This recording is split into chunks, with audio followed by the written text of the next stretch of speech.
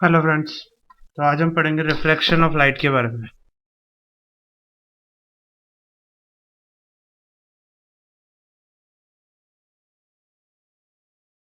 Refraction of light, जब भी light रे एक मीडियम से दूसरे मीडियम में एंटर करती है तो सेपरेटिंग सरफेस पर अपने ओरिजिनल पाथ से डेविएट हो जाती है।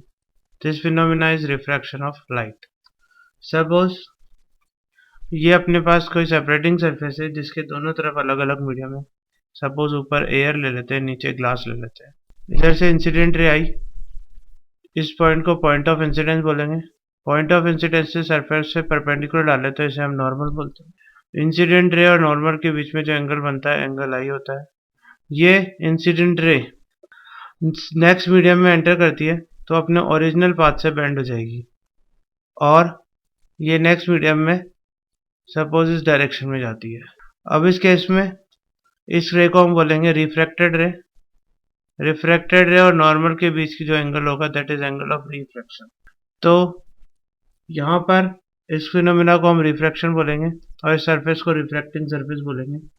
जब भी रिफ्रैक्शन का केस होगा तो उस केस में दो बेसिक लॉज फॉलो होंगे। First is incident ray normal and refracted ray lies on the same plane.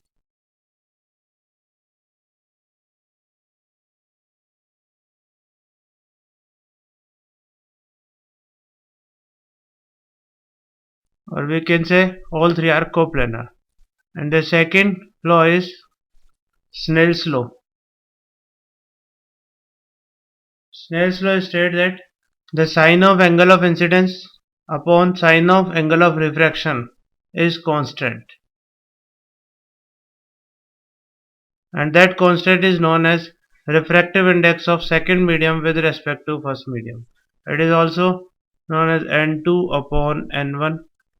इसको हम म्यू से भी डिनोट कर सकते हैं, यानी ये mu two upon mu one भी हो सकता है। कुछ बुक्स में इसे रिफ्रैक्टिव इंडेक्स को म्यू से डिनोट किया जाता है, कुछ बुक्स में एन से डिनोट किया जाता है। Sine i upon sine r equal to n two upon n one equal to mu two upon m one. ये स्नेल्स लॉ है। इसको हम इस फॉर्म में भी लिखते हैं n one sine i equal to n two sine r. n1 and n2 are the refractive index of different medium. n1 is the refractive index of first medium with respect to surrounding, with respect to air or vacuum. n2 is refractive index of second medium with respect to air or vacuum, and n21 is refractive index of second medium with respect to first medium. तो अगर हम इस case में देखें तो कुछ refractive index हमें याद होनी चाहिए वैसे, जैसे एयर या वैक्यूम की रिफ्रैक्टिव इंडेक्स हालांकि थोड़ी सी डिफरेंट होती है, हम सेम लेते हैं एन फॉर एयर और वैक्यूम।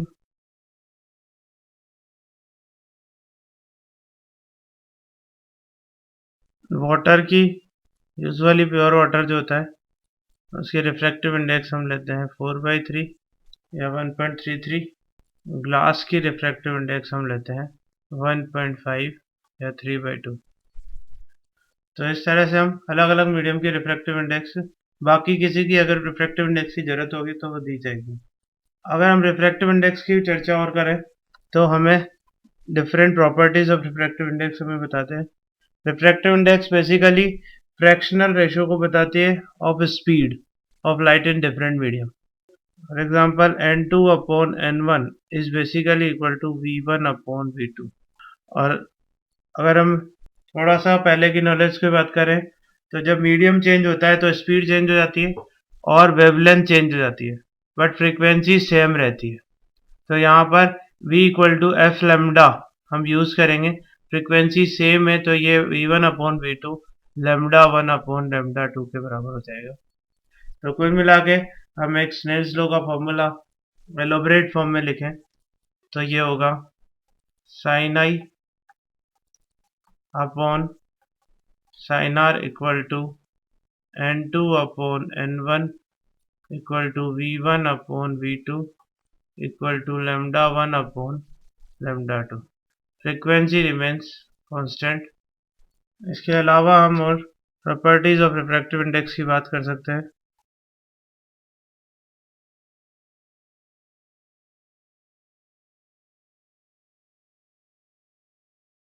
पहली चीज ये इनवर्स रूल को फॉलो करती है।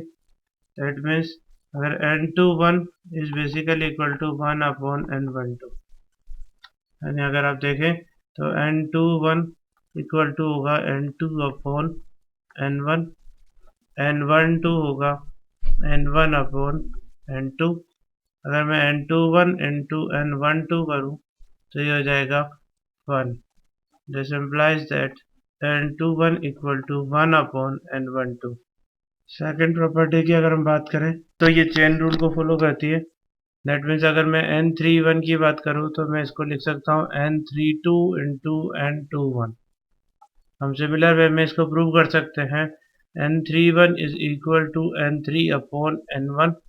अगर मैं इसको n2 से ऊपर नीचे डिवाइड कर दूं तो इस केस में ये हो जाएगा n3 upon n2 into n2 upon n1।